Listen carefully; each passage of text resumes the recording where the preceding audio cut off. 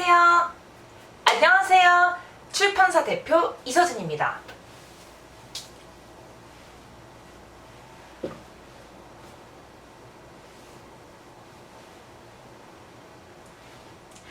안녕하세요. 출판사 대표 이서진입니다.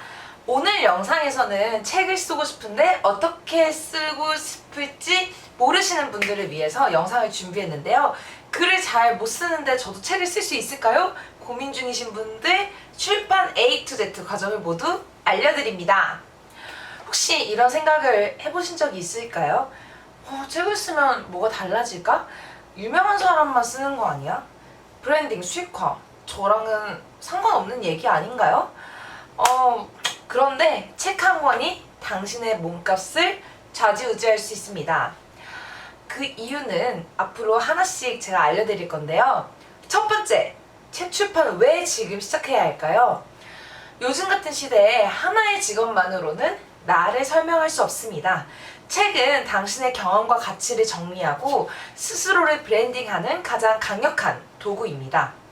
실제로 저희 회사 고객분들 중에서는 연봉이 오르신 분들, 방송 출연을 제안받으신 분들, 그리고 브랜드 런칭까지 성공하신 분들도 전부 계십니다.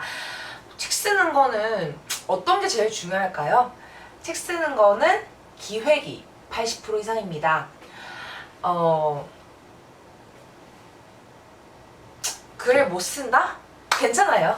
기획이 절반입니다. 목차만 해도 시작의 절반이라고 할 수 있는데요. 대표적인 분들은 전문직 분들, 이직 준비 중이신 직장인 분들, CEO, 사업가 분들 등 많은 분들이 타겟팅별로 책을 쓰고 싶어 하시는데요.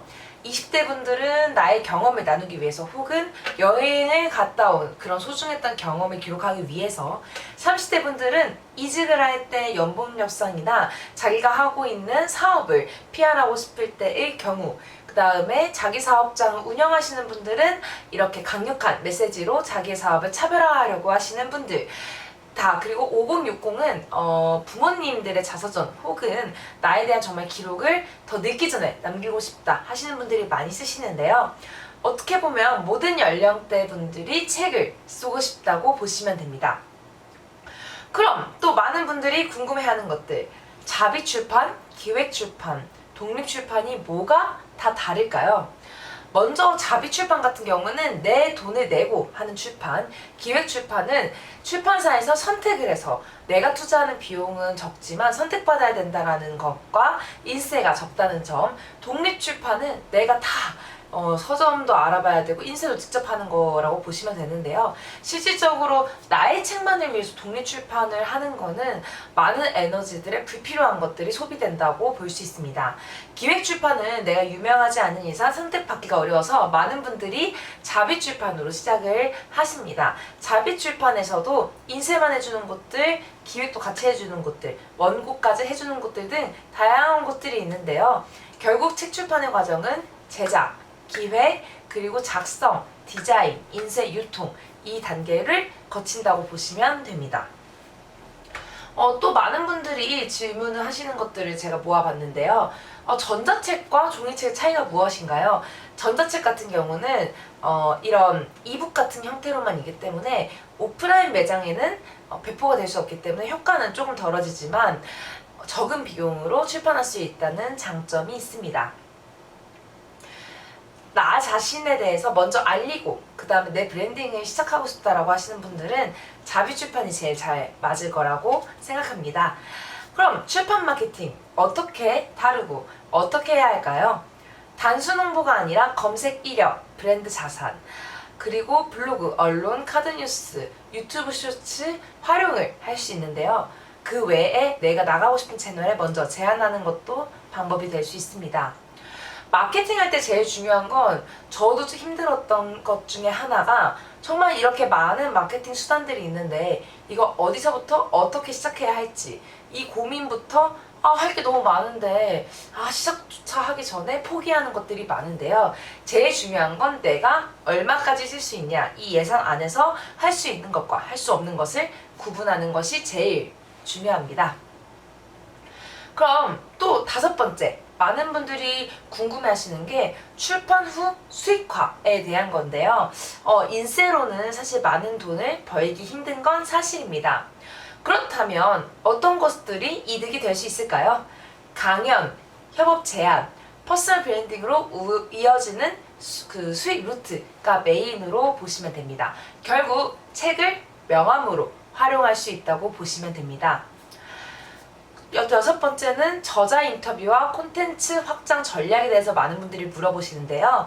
출간 후에는 인터뷰 영상, 릴스 제작, 브랜딩 콘텐츠를 제작할 수 있으며 나만의 스토리를 시리즈별로, 플랫폼별로 확장시킬 수 있습니다.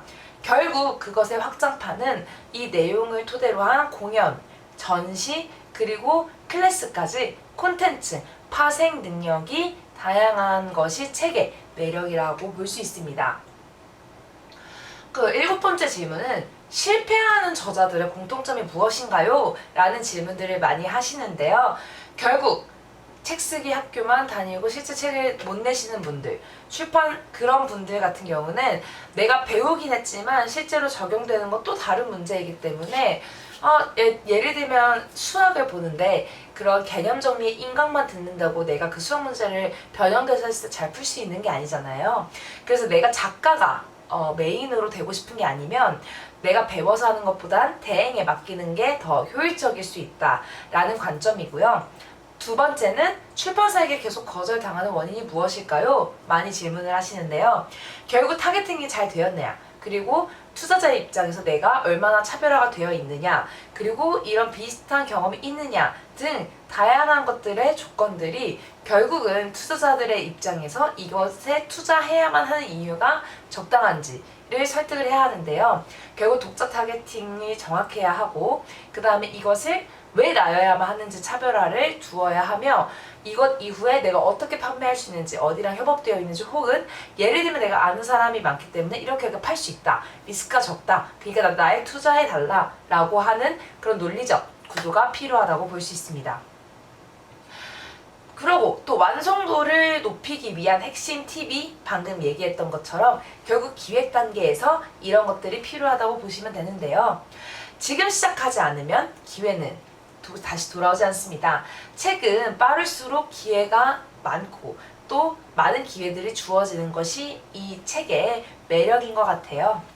그래서 저희 출판사 같은 경우는 목차 기획부터 원고 작성, 디자인, 인쇄, 유통까지 올인원을 하는데 비용이 좀 부담된다 하시는 분들은 본인이 다 해서 하는 것도 좋지만 내가 그래도 전문가한테 맡겨서 시간이 효율적으로 쓰고 비용도 효율적으로 기획 단계에서 잘했으면 좋겠다라고 하시면 대행에 맡길 때 만족도가 많으실 겁니다. 결국 나만의 이야기로 시작하는 책 출판인데요.